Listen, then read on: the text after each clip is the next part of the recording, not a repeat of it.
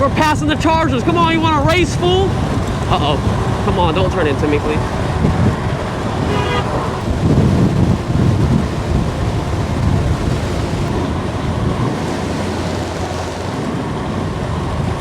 It's finally time to peel this off. Woo, there we go. I gotta brighten this up so you guys can see it, and then we'll get on our way. Well, welcome back, everybody. This is the first video not in the 5-part series that we did. I actually was not gonna do a video today. I wanted to take something to work. I was actually gonna take the REVV e-bike because I wanted to talk about some stuff that the company's been doing with the new GTX model, but it wasn't charged, and this was almost charged. I think it was at, what, 83 volts or something like that. So right now we're sitting at 82.6. I just left the house, so I figured I would take this one instead. Now, I have been working on this bike for a little bit. I did get a new Freewheel on, and I kind of went too small of a Freewheel. Go! What the heck? Okay, let me. Okay, I'm going around you. I gotta sit here now. All right. Anyways, what I was saying, I put a, I think it was a 12-tooth Freewheel. No, I'm sorry, I think it's a 14-tooth. It's too small. I'm a dumbass, and I should have put the stock 16 on. It didn't fit. I actually stripped the one that came on this motor kit, but I should have ordered another 16 and put it on. So I did order a 16, but then I realized I need a Freewheel remover. So I had to order that tool from Amazon, so hopefully that will take this Freewheel off, and hopefully the new one I ordered has the same exact way of going on and off. So anyway, I have a Freewheel on the back, but no chain still, because here's the problem with putting a chain on this 72 volt setup. Without having a derailleur, and before you guys say anything about like put the derailleur back on, it won't fit. The torque arms that we have on this bike, they block the hole for us putting the derailleur back on, so we can't use that bolt at all. So, and you can't even drill it out because it's too much area to like cut out, so it's not going to work at all. You're literally going to compromise what the torque plates are basically doing. No one hit me, no one hit me. And so we're limited on what we can do. So here's what I was working on, like 2 hours in the garage. I took the whole motor kit apart, and I was like, all right, this should be easy. Let me just extend the chain like one link. So I did that, and then I put it on. And then I was like, wait a minute, now it's too long. Now it was literally hitting the motor, it's flapping around all over the place. Not good. So then I was like, can I take a half link off? I was trying to bend it so much to do a half link, and it just wouldn't work. Like, I couldn't get a half link to work. So I think I'm gonna have to go to a 16 or 18 tooth. I got a lot of chain, so I can just, you know, mess around my chain if I need to. And then I got master links. I got a few of those. Cause I think master links, if I'm not mistaken, and I could be wrong, I know someone will say it in the comments, but I swear they're a little bit longer than your basic one. I could be wrong though. So I ordered a pack of 5 just in case I got to use maybe 2 or 3, and we're gonna see if that's gonna work. Cause I really want to chain on this bike. I'm not gonna pedal it. It's really just for legal reasons.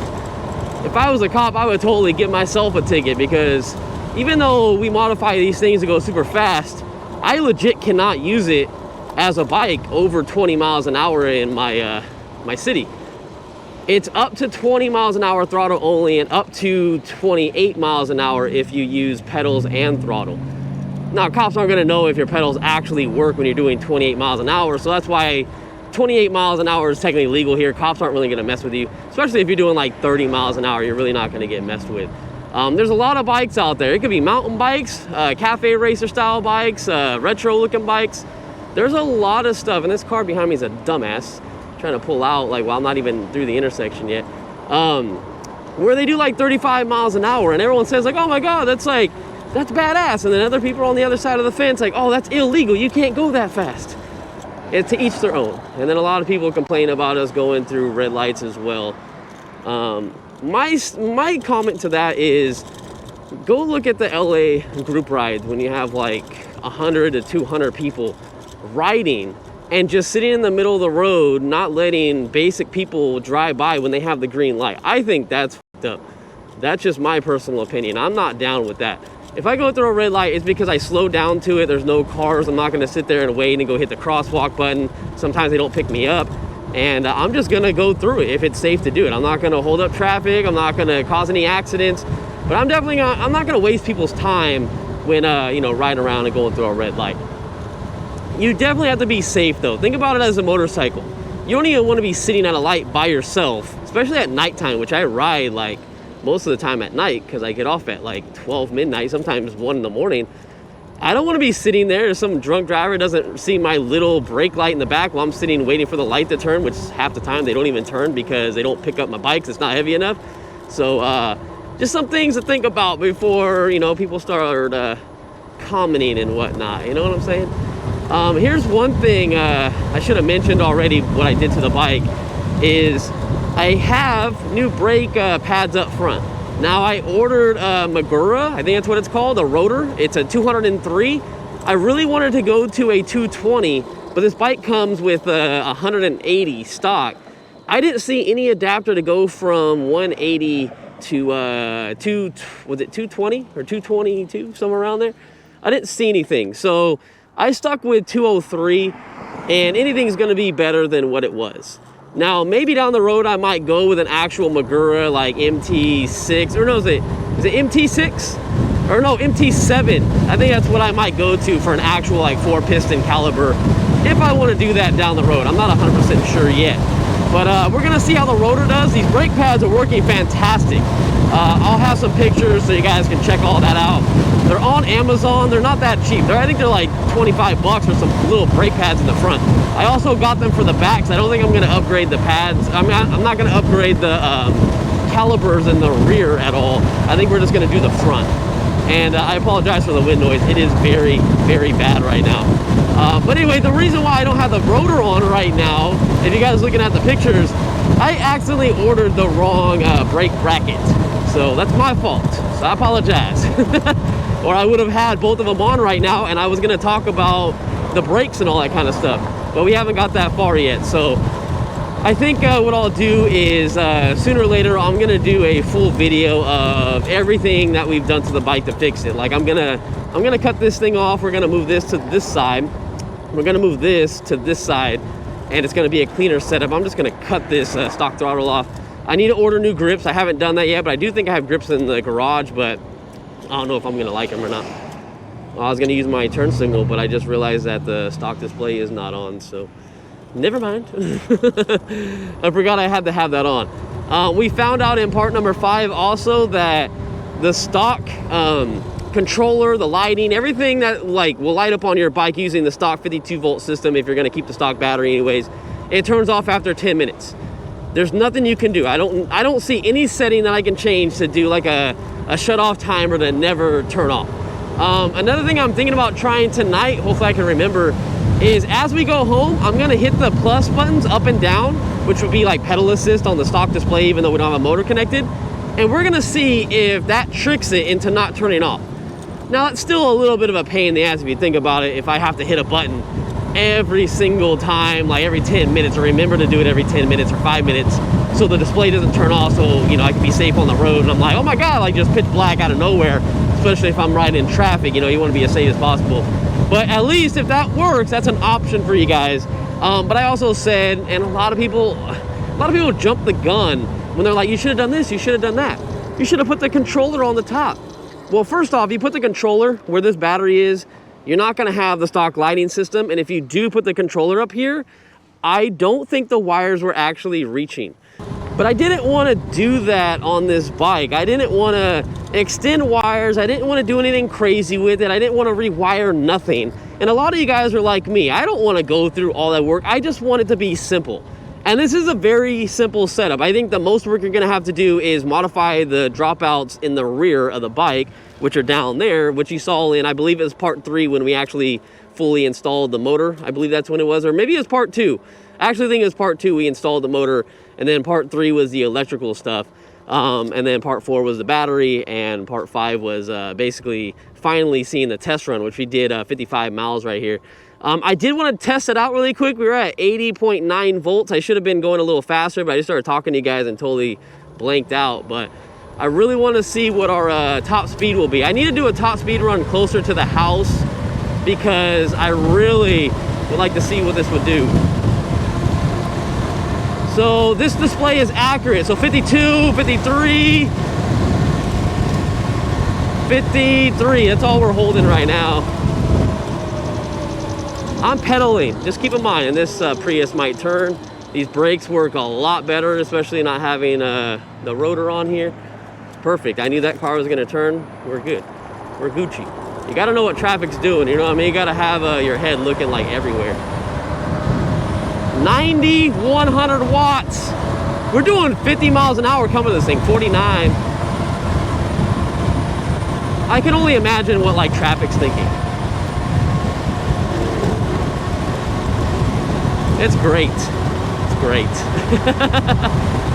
We're passing the Chargers. Come on, you want to race, fool? Uh-oh. Come on, don't turn into me, please.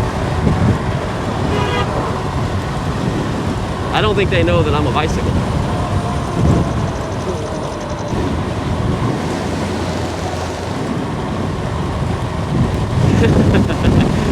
I had to do that with my coworker. That was going to be too funny. Yo. Man, it was hard to catch these pedals because they just free spin. So they don't do anything. Oh, you gotta love it. Gotta love it. All right, guys. Well, I'm gonna get to work right now, and then we'll see you at nighttime, and hopefully we can see if we can trick the stock controller and display into staying on if we just tap the buttons like every, I don't know, 5 to 10 minutes so they don't shut off. So I'll see you guys in a bit. All right, guys, let's get out of here. Now, I want to send you a quick update and let you guys know that the clock on the display says 8:42. So we're going to do everything we can in our power to keep these lights on. I don't know how well it's going to work, but hopefully our lights don't turn off on us. Oh, man. Oh, good stuff. Oh, the Honda Fit's trying to race. Gotta be careful with these tires going around this turn.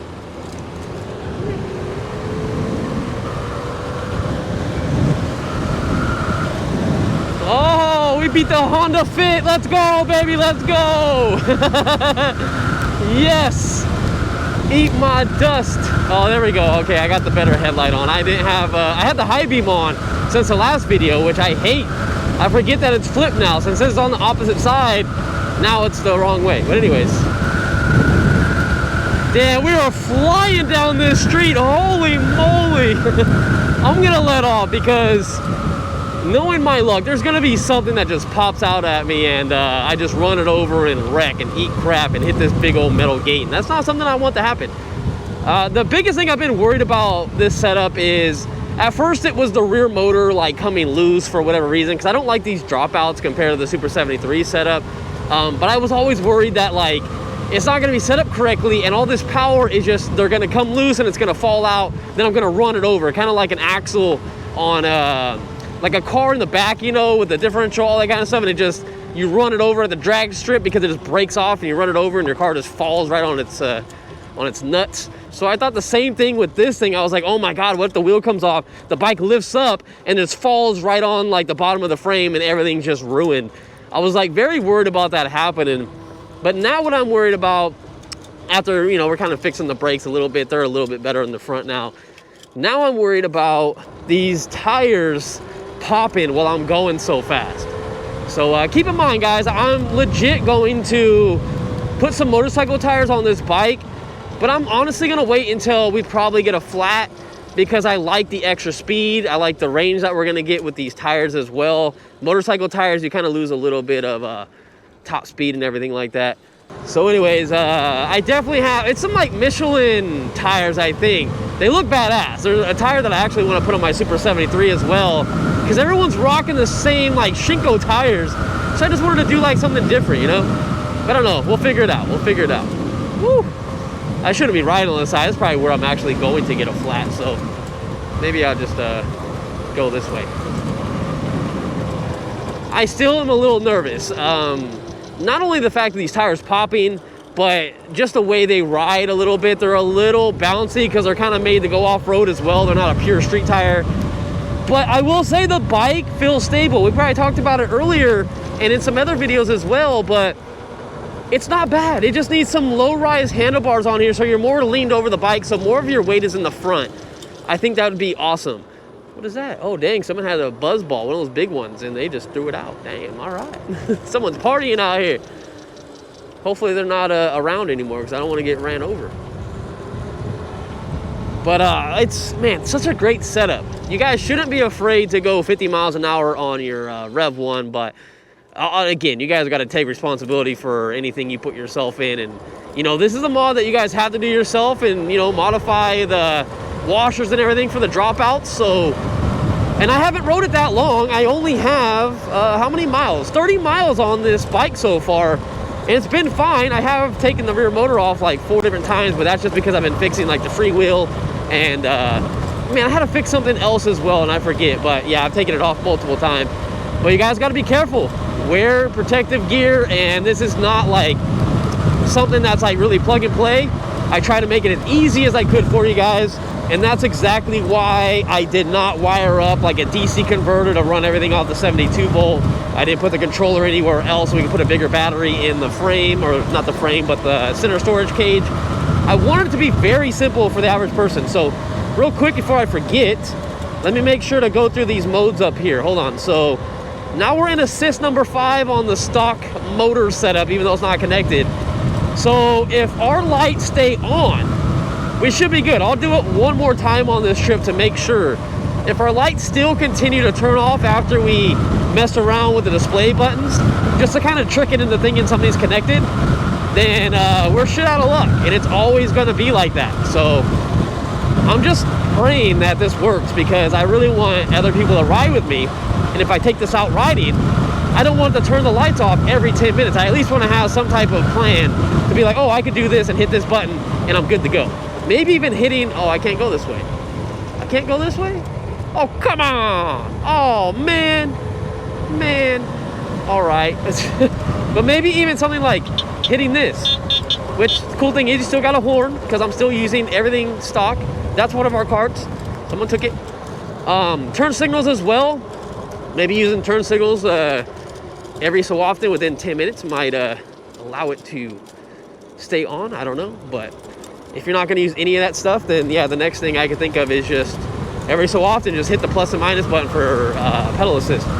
Something you guys might be hearing on this bike too. I'm not sure if it's coming across, but since I don't have my phone up here, this is rattling really bad. So I apologize for the extra noise.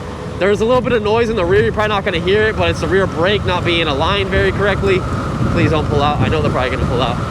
Oh, thank you.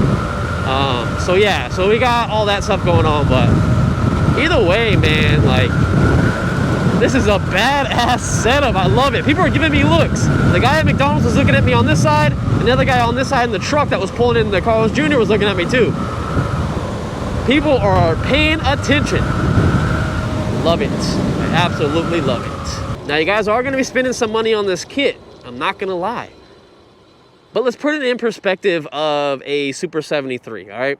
The Super 73 starts at $4,000.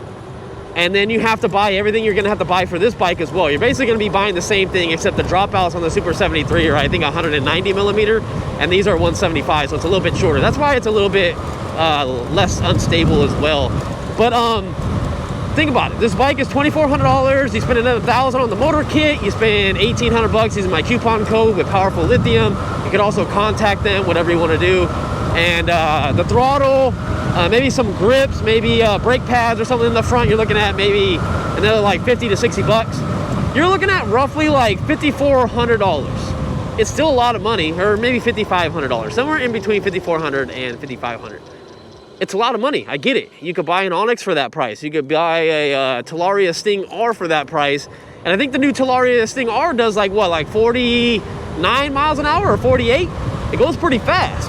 But it's not this bike. This thing is meant for, like, let's say you already bought this bike and you're looking for modifications to do to it. You already spent the $2,400 and you're like, all right, I've had it for a few months. I'm bored with it. I already have the bike. Instead of selling it, losing some money on it, and then buying like a Talaria Sting or an Onyx RCR, which is like close to $5,000 after like shipping and everything, you can just mod this thing. And how much is it going to cost? Like Did 25 no, almost 3 grand, I would say, like 28 to 3 grand. Oh man, oh god. Oops. All right, well, that didn't seem to do it, unfortunately, man. So it takes me about 13 to 15 minutes to get home, especially on these bikes that are very fast. So hitting those buttons, and sorry about what we were just talking about, but this is the main thing we were trying to do at night. Doing the main buttons I did. I used the turn signal, I used the horn, I used the headlight switch to go from high beam to low beam, and nothing seemed to change it. So the only worst thing about this setup right now is every 10 minutes, your lights on your bike are gonna turn off. Now, I'm pretty sure someone out there is gonna comment, seeing this video, and be like, hey, all you have to do is maybe splice these 2 wires, and you can have some type of resistor or something crazy in there so it knows something's on 24/7, and you can trick it. Maybe you can go into the motor plug, and maybe there's 2 wires that you need a bridge. And once you do that, you're good. I'm serious. That's probably all you need to do is like bridge a couple wires on the motor connection, and then it will stay on.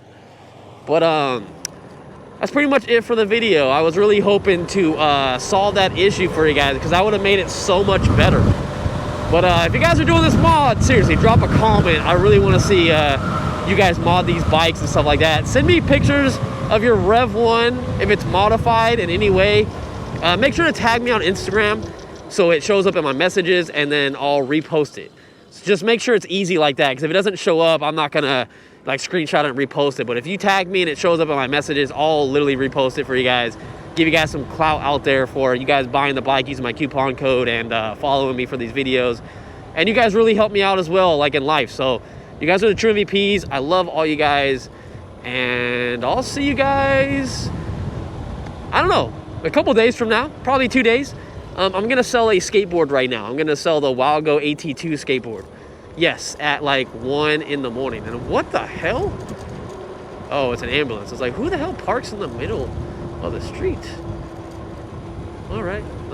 I mean, it's an ambulance. I'm not tripping, but I just literally thought it was someone just parked in the middle of the street, like a moving truck or something. So I'm not too mad about it. But anyways, yeah, I'm getting rid of the AT2 skateboard from Wildgo. And I gotta find all this crap about it, man. Like, there's stuff everywhere in my garage. I gotta make sure I have all the parts before he gets here, and I got about like 20 or 30 minutes. So see you guys in the next one. You guys are the true MVPs. Again, I already said that. All right, guys, I love you. Really appreciate you. See you in the next one. Later.